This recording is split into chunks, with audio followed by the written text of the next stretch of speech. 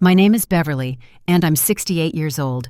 Losing my only son Michael was the deepest pain I've ever known, but I never expected what came next at his funeral. My daughter-in-law Heather leaned close and whispered, "You have a week to get out." The shock nearly brought me to my knees. In one moment I'd lost my son and was being thrown out of my home. Let me tell you how I found the strength to fight back when I had nothing left to lose. Drop a comment letting me know where you're watching from and hit that subscribe button. Sometimes our greatest pain helps us discover strength we never knew we had. Before the nightmare began, I had what most would consider a good life. I'd been widowed for 12 years after losing Richard, my husband of 30 years, to pancreatic cancer.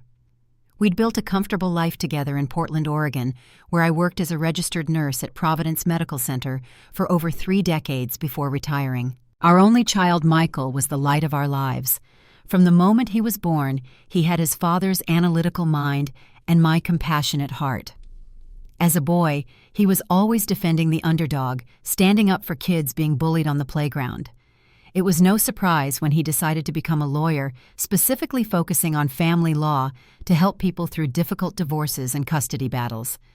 "I want to make the worst time in people's lives a little less painful," he told me when he passed the bar exam. That was Michael, always thinking of others. After Richard passed, Michael became my rock.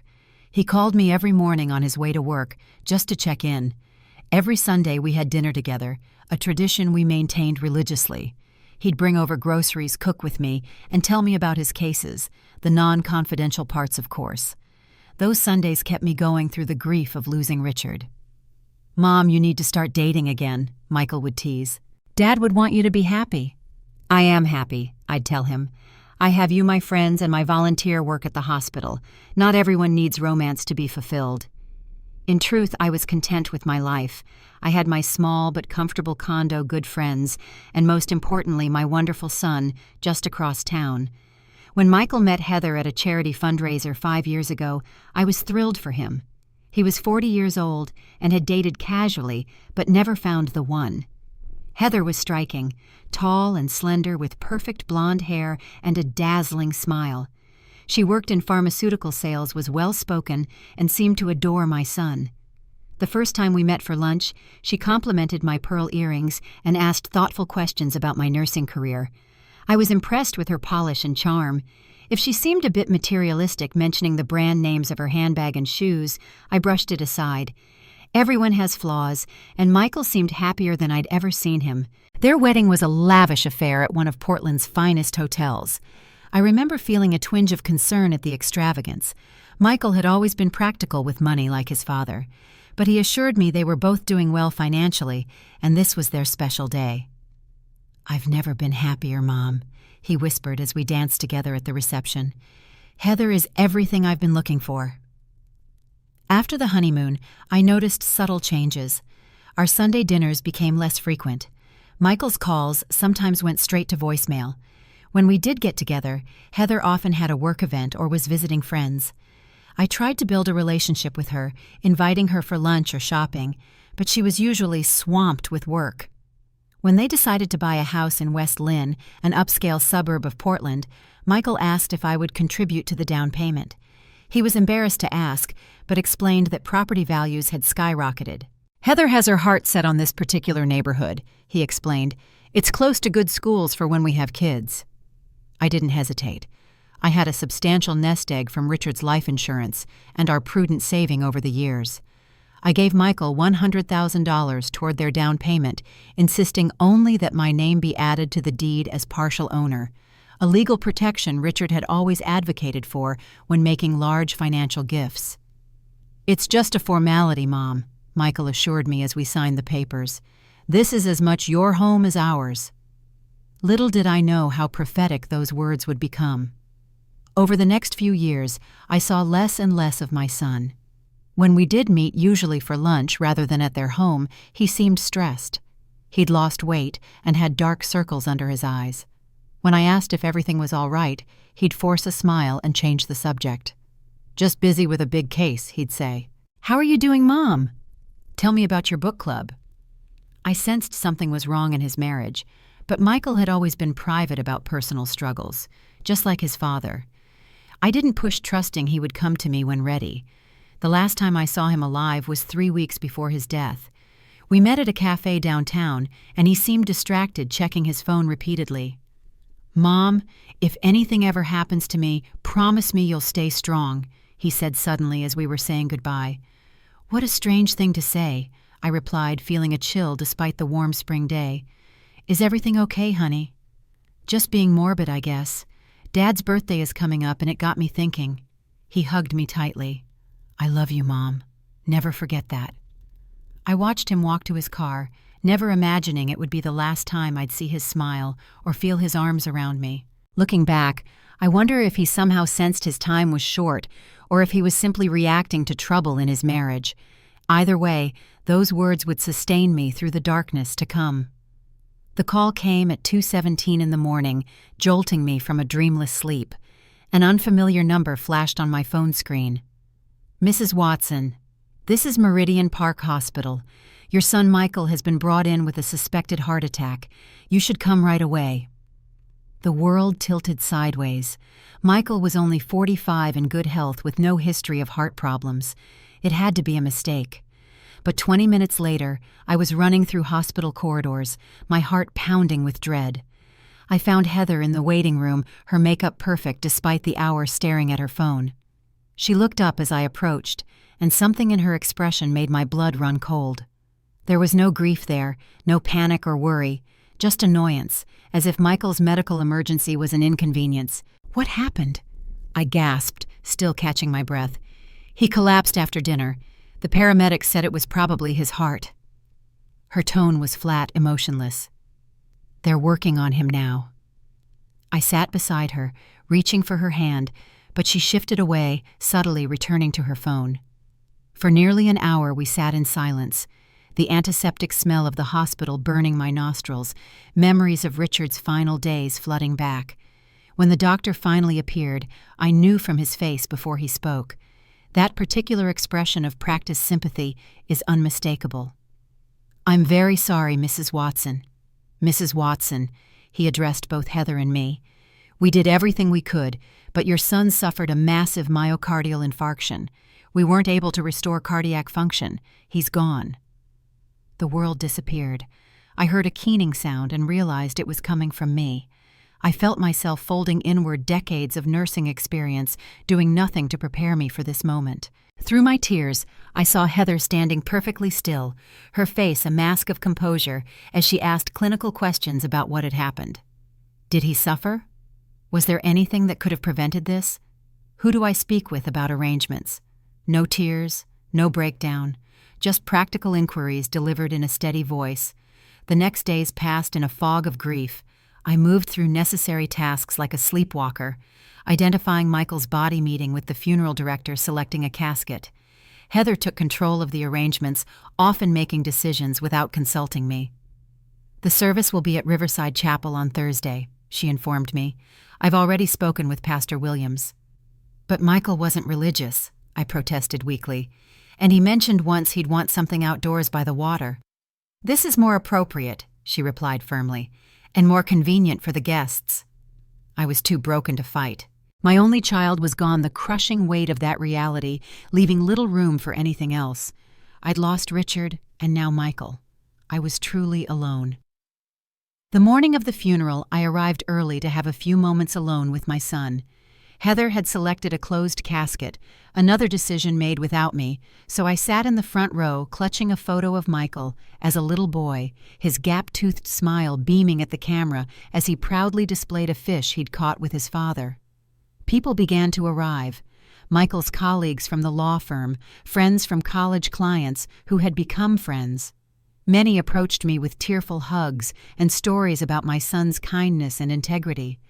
Heather greeted guests with composure, surrounded by her family, who had flown in from Chicago. They formed a protective circle around her, occasionally glancing my way with what seemed like suspicion. Throughout the service, I noticed Heather checking her phone. While eulogies were being delivered celebrating Michael's life and contributions, she seemed distracted, almost impatient for it to be over. Her parents flanked her protectively, her mother occasionally patting her hand in what appeared more like congratulation than consolation. At the cemetery, as they lowered my son's casket into the ground, I finally broke down completely. Dorothy, my oldest friend, supported me as my legs threatened to give way. Through my tears, I saw Heather standing apart, dry-eyed, speaking in hushed tones, with a tall man I didn't recognize. He wasn't from the law firm. I'd met all of Michael's colleagues. This man kept a respectful distance, but watched Heather with an intensity that seemed inappropriate for a funeral. After the burial, there was a reception at Michael and Heather's house. I moved through the rooms like a ghost, accepting condolences and trying to find comfort in stories about my son. As the crowd thinned, I found myself alone in Michael's study, running my fingers over his law books and the photo of us he kept on his desk. Heather appeared in the doorway, her expression cold. Her parents stood behind her, along with her brother, a wall of hostile faces. "Beverly," she said, her voice low but sharp, "I need to speak with you privately." Her family withdrew, and she closed the door.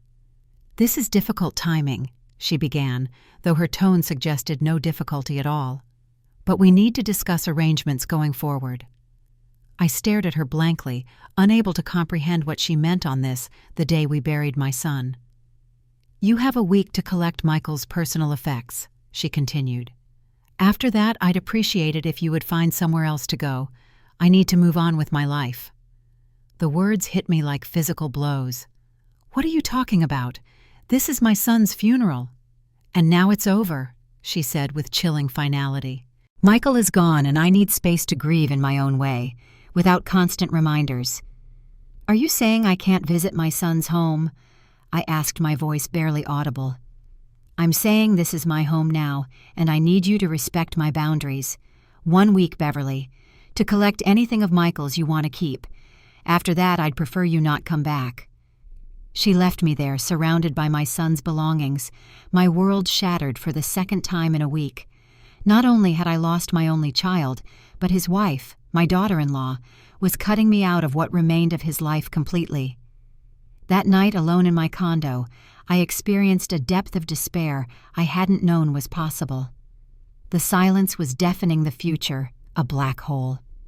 I sat in Michael's old bedroom, still preserved with his high school trophies and college pennants, and wept until there were no tears left. I thought of following my son and husband into whatever came next. The pain was too much to bear alone. But as dawn broke, casting pale light through the blinds, something shifted inside me. A quiet voice, perhaps Michael's, perhaps my own survival instinct, whispered that something wasn't right. Heather's behavior, her coldness, her haste to remove me from Michael's life, it didn't add up. With the first threads of morning light came the first threads of suspicion. And with suspicion, a reason to keep going, if only to understand what had really happened to my son. The next morning, I drove to Michael and Heather's house, armed with empty boxes and a determination to salvage what I could of my son's legacy. Heather's car wasn't in the driveway. Small mercies. I used the key Michael had given me years ago and let myself in. The house felt different already. Heather had removed most photos of Michael from the main living areas. His favorite leather recliner was gone from the family room. It was as if she were systematically erasing his existence less than 48 hours after his funeral. I started in his closet, carefully folding his suits and casual clothes into boxes. Each item carried memories. The blue tie he wore to receive his law firm partnership, the weathered duck sweatshirt from his college days. I worked methodically, trying to focus on the task rather than the reason for it.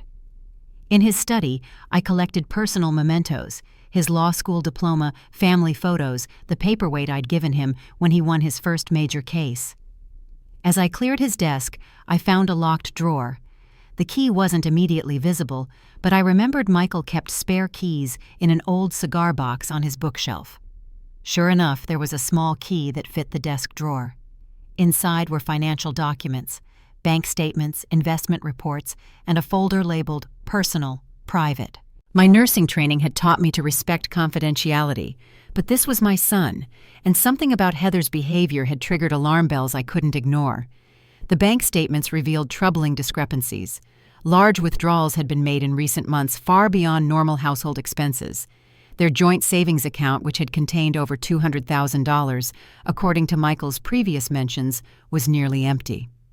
The investment portfolio showed similar patterns: systematic liquidation of assets with the proceeds going not to their joint account, but to a separate account I didn't recognize. Most disturbing was a credit card statement in Michael's name, with charges for jewelry, high-end restaurants, and hotel rooms in Seattle, on weekends when Heather had claimed to be visiting her sister in Spokane. Michael had never mentioned trips to Seattle. In the personal private folder, I found emails Michael had printed. They were exchanges with his law partner Jacob, discussing concerns about Heather's spending and suspicious behavior. "I think she's having an affair," Michael had written 3 months before his death. "The signs are all there: unexplained absences, defensive responses to simple questions, password-protected phone. I don't want to believe it, but I can't ignore the evidence." Jacob had responded with support and caution. "Before you confront her, make sure you protect yourself legally. Remember what happened to Dennis during his divorce last year." My hands trembled as I read further exchanges outlining Michael's plan to document Heather's financial and personal betrayals before confronting her. The final email was dated just 1 week before his death. "Meeting with Bill tomorrow about revising my will. Can't shake the feeling something bad is coming. Call me paranoid, but I want to make sure Mom is protected if anything happens." Bill Thompson was Michael's estate attorney. I needed to speak with him urgently and with Jacob. But first I continued my search, finding a USB drive taped to the bottom of the drawer. I pocketed it for later examination. As I finished boxing Michael's personal items, the doorbell rang. Through the peephole I recognized Jacob, Michael's law partner and closest friend. His face was haggard with grief. "Beverly," he said, embracing me. "I've been trying to reach you. I'm so sorry about Michael. It's unthinkable." I invited him in, grateful for a friendly face. Once seated in the kitchen, I shared my discoveries and Heather's ultimatum. Jacob's expression darkened. "I was afraid of this. Michael had serious concerns about Heather in the months before his death. He suspected she was having an affair with Carl Brennan, a pharmaceutical rep she met through work. Michael hired a private investigator who confirmed they'd been meeting at hotels in Seattle." "Why didn't he confront her or file for divorce?" I asked. "He wanted all his evidence in order first, and he was revising his financial arrangements to protect assets, especially the house, since you contributed to it." Jacob hesitated. "Beverly, Michael was going to file for divorce the week he died. He had the papers drawn up." A chill ran through me. "Are you suggesting—" Jacob shook his head quickly. "I'm not suggesting Heather had anything to do with his death. The medical examiner confirmed it was a heart attack, but the timing is certainly convenient for her." I told Jacob about the USB drive, and he suggested we view it at his office for security. Before leaving, I collected the last of Michael's important papers, including the deed to the house, with my name as partial owner. At Jacob's office, the USB drive revealed photos documenting Heather's affair. The private investigator had been thorough.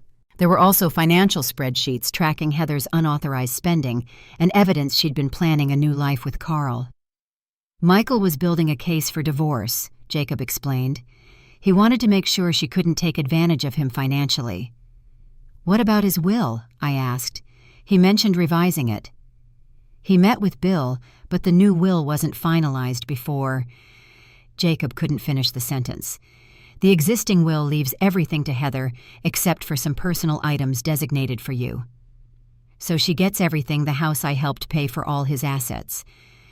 "Not necessarily," Jacob said thoughtfully. "Your name is on the deed as part owner of the house. That creates a legal interest she can't simply override. And if we can prove financial impropriety, there might be grounds to challenge aspects of the will." As we talked, another disturbing reality emerged. Michael had a substantial life insurance policy, $2 million. With him gone, that money would go directly to Heather. "She's planning to sell the house," I told Jacob, remembering conversations overheard at the funeral reception. "I think she and this Carl person are planning to leave Portland." "That's not happening," Jacob said firmly. "Not the house, at least. As co-owner, she can't sell without your consent. For the first time since Michael's death, I felt a spark of something beyond grief, determination. My son had been betrayed by the woman he trusted, and now she was trying to erase his memory and take everything he'd worked for. "What should I do?" I asked Jacob. "Don't leave the house," he advised. "Legally, she can't force you out of property you partially own. I'll file emergency papers to freeze the estate assets pending investigation. And Beverly—" His voice softened. "Michael would want you to fight. He was trying to protect you." As I left Jacob's office clutching a folder of legal documents, I thought of Michael's last words to me. "Promise me you'll stay strong." I hadn't understood then what he was asking. Now I did, and I would not let him down. 7 days after burying my son, I faced Heather's deadline. But instead of complying with her demand to leave, I had spent the week consulting with Jacob and Bill Thompson, Michael's estate attorney. I had learned more about my legal rights and Heather's deceptions than I ever wanted to know. That morning I received a text from Heather. "I'll be home at 3 p.m. to make sure you've cleared out your things." I didn't respond. Instead, I settled into Michael's study with the legal documents Jacob had prepared and waited. At precisely 3, I heard Heather's key in the lock. She called out tentatively, "Beverly, are you still here? Your time is up." I remained seated as she appeared in the doorway, her face hardening when she saw me. "I thought I was clear," she said coldly. "You need to go now." "No, Heather," I replied calmly. "I'm not going anywhere." Her eyes widened in surprise before narrowing again. "This is my house. My husband is dead, and I have the right to move on without his mother hovering around." "This is partially my house," I corrected her. "My name is on the deed as co-owner in exchange for the $100,000 I contributed to the down payment. You cannot legally force me to leave property I own." For a moment, Heather seemed taken aback. Then she recovered her voice, taking on a threatening tone. "I'll get a restraining order. I'll claim you're harassing me in my time of grief." "That would be difficult," I replied, "considering the evidence Michael collected about your affair with Carl Brennan." The color drained from Heather's face. "What are you talking about?" "The hotel receipts from Seattle, the photographs of you together, the text messages. Michael knew everything, Heather. He was preparing to divorce you when he died." "You're lying," she whispered, but there was no conviction in her voice. "Jacob has filed papers to freeze Michael's estate pending investigation into financial impropriety." I continued, drawing strength from her visible shock. "The unauthorized withdrawals from joint accounts, credit card charges for your rendezvous with Carl, all of it will come to light in court." Heather's composure cracked. "You can't prove anything. Michael is dead, and I'm his wife. Everything is mine now." "Not everything," I said quietly, "and not without a fight." She stormed out, slamming doors through the house. I heard her on the phone, her voice rising in panic. I remained in the study, my heart pounding, but my resolve firm. This was just the beginning of what would likely be an ugly battle, but for Michael's sake, I wouldn't back down. Later that evening, Heather returned with a tall, handsome man I recognized from the funeral, Carl Brennan. They were surprised to find me still in the house, calmly preparing dinner in the kitchen. "This is harassment," Heather hissed. "You need to leave now or I'll call the police." "Please do," I replied. "I'd be happy to explain to them why I'm in a home I legally co-own and show them the evidence of financial fraud we've uncovered." Carl looked nervously at Heather. "What is she talking about? You said this was just about your mother-in-law overstepping boundaries." "She's lying," Heather insisted. "She's just a bitter old woman who can't accept that her son is gone." I silently retrieved copies of the hotel receipts and credit card statements from my folder and placed them on the counter. Carl picked them up, his expression changing as he read. "These have my name on them," he said slowly. "Heather, you said your husband never knew about us." "He didn't," she insisted, but her voice wavered. "He hired a private investigator," I told them. "He knew everything. The affair, the money you were siphoning from their accounts, the plans you were making together. He was filing for divorce." Carl took a step back from Heather. "You told me you were getting divorced already. You said he agreed to it and was giving you the house as settlement." Heather's carefully constructed facade began to crumble. "I was going to leave him. We were going to be together. And now his $2 million life insurance policy makes that much easier, doesn't it?" I asked quietly. Carl's head snapped up. Life insurance? You never mentioned life insurance. The look that passed between them told me everything. Carl hadn't known about the money, and now he was reassessing his girlfriend's character in real time. This isn't what we discussed, he said to Heather, backing toward the door. You said we were starting fresh, just the two of us. You never said anything about all this complication. Carl, wait, Heather pleaded, but he was already leaving. Call me when you've sorted this out, he said. I need to think. As the door closed behind him, Heather rounded on me, fury in her eyes. You've ruined everything. First you controlled Michael, and now you're trying to control me and what's rightfully mine. I never controlled Michael, I said firmly. I loved him and supported him, something you clearly never did. You don't know anything about our marriage, she spat. I know enough, I replied. I know you were cheating on my son while spending his money.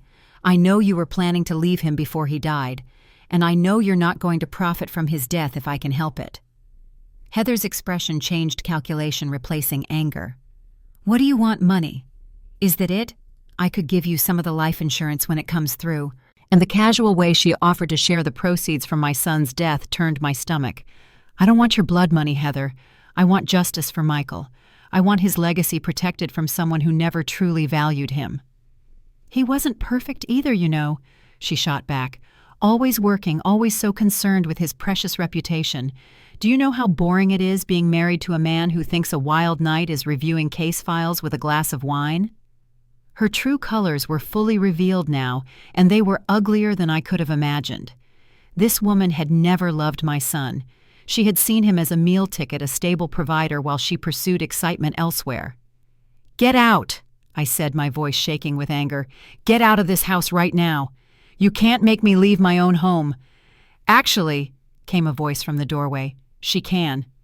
Jacob stood there with Bill Thompson and another man I didn't recognize. Mrs. Brennan, Bill said formally, I'm serving you with these papers freezing all assets from your husband's estate pending investigation. This includes restriction on selling or transferring ownership of this property. Additionally, this is a temporary restraining order preventing you from removing any items of significant value from the premises. This is ridiculous, Heather sputtered. I'm his wife. Yes, the third man said, and I'm Detective Reynolds. We're investigating potential financial fraud and misappropriation of funds. I'd like you to come down to the station to answer some questions. Heather looked from face to face, seeking an ally and finding none. Her carefully constructed world was collapsing around her. With a final venomous glare at me, she grabbed her purse. This isn't over, she threatened as she left. No, I agreed quietly. It's just beginning. That night, alone in the house my son had loved, I felt his presence strongly. I wasn't a particularly spiritual person, but I sensed Michael would be proud of me for standing my ground. The grief was still overwhelming, a physical weight pressing on my chest, but alongside it now was purpose, to protect what Michael had worked for and to ensure Heather didn't profit from his death after betraying him in life. As I drifted off to sleep in the guest room, I whispered into the darkness, I'm keeping my promise, Michael. I'm staying strong. The following weeks unfolded like a complex legal chess match. Heather hired an aggressive attorney who claimed I was interfering with a widow's right to grieve and move forward. My team, led by Jacob, countered with evidence of Heather's affair and financial misconduct. Detective Reynolds' investigation revealed even more troubling patterns. Heather had been systematically draining accounts for nearly a year before Michael's death. She had opened secret credit cards in his name, running up tens of thousands in debt. Most damning, she had researched selling the house months before his death, contacting realtors, and getting appraisals while Michael was still alive. The life insurance company, presented with evidence of possible fraud, put a hold on the $2 million payout pending the results of a more thorough investigation into Michael's death. Through it all, I focused on protecting Michael's legacy. I established a memorial scholarship at his law school alma mater using my own savings. I reached out to his clients to ensure their cases were being properly transferred to other attorneys at the firm. I cataloged and preserved his professional achievements and personal treasures. Heather, meanwhile, was unraveling. Carl had distanced himself completely after learning about the financial investigations. Her carefully crafted image in the community was tarnished as details of her affair became public knowledge through the legal proceedings. Her parents, initially supportive, retreated to Chicago as the evidence mounted against their daughter. 10 days after our confrontation, I arrived at the house to find Heather attempting to remove artwork and electronics. She had rented a small moving truck and was loading it with help from her brother. "Stop immediately," I told them, calling Jacob from my cell phone. "You're violating the court order." "These are my personal belongings," Heather insisted. "Things I brought into the marriage." "The 70-inch television you're carrying was a Christmas gift to Michael from his law partners," I pointed out. "The artwork was purchased with joint funds. Everything needs to be inventoried before removal." Her brother, looking uncomfortable, set down the television. "Heather, you said this was all above board." "It is," she insisted. "She's just being difficult because she can't accept that Michael is gone." Jacob arrived with the court officer who documented the attempted removal of assets. This violation would further damage Heather's position in the legal proceedings.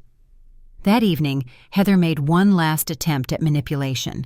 She arrived at the house with tears streaming down her face, a performance I might have believed before knowing her true nature. "Beverly, please," she pleaded. "I'm all alone. Everything's falling apart. Michael would want us to support each other." "Michael would want the truth," I replied firmly, "and he would want justice." "I did love him in my way," she insisted.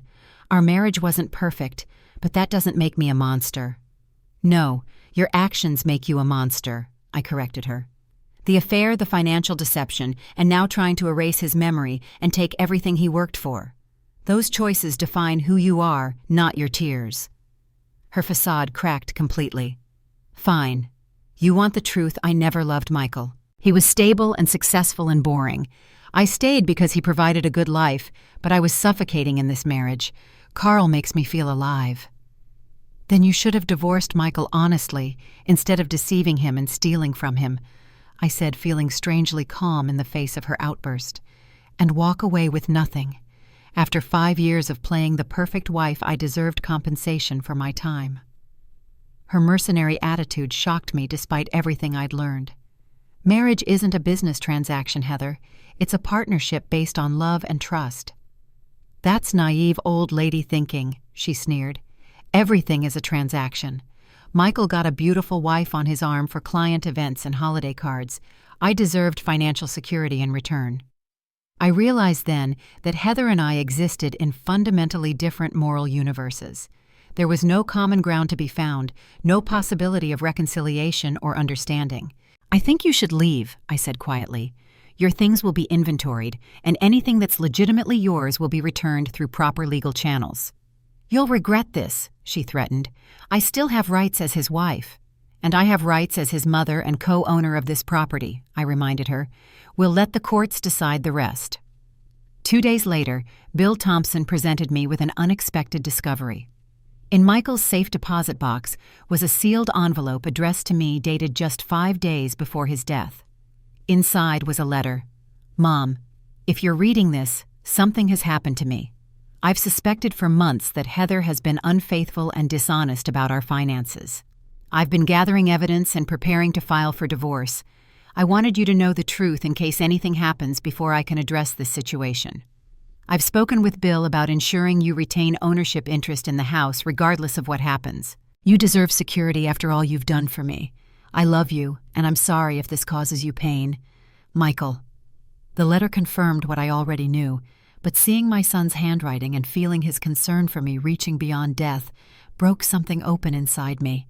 I wept for hours, grieving not just his death, but the unhappiness he must have felt in his final months. When the tears finally subsided, I found new resolve. Michael had tried to protect me. Now I would honor his memory by standing firm against Heather's attempts to profit from his death. The final confrontation came in court 3 weeks later. Heather's attorney argued passionately that she deserved the life insurance money and full ownership of the house as Michael's widow. Jacob methodically presented evidence of her affair financial misconduct and plans to leave Michael before his death. The judge, a stern woman in her 60s, listened carefully to both sides before delivering her ruling. Based on the evidence presented, the court finds that Mrs. Heather Watson engaged in systematic financial misconduct and breach of fiduciary duty to her husband. While this does not invalidate her status as his widow, it does impact the distribution of assets where other parties have legal interest. The co-ownership of the property by Beverly Watson is upheld. Mrs. Heather Watson cannot sell or transfer the property without Mrs. Beverly Watson's consent. Heather's face contorted with fury as the judge continued. Further, the life insurance payment will be held in escrow pending the completion of investigations into financial impropriety. Mrs. Heather Watson is entitled to her personal property and items acquired during the marriage, minus those purchased with misappropriated funds, which will be identified through forensic accounting. It wasn't a complete victory.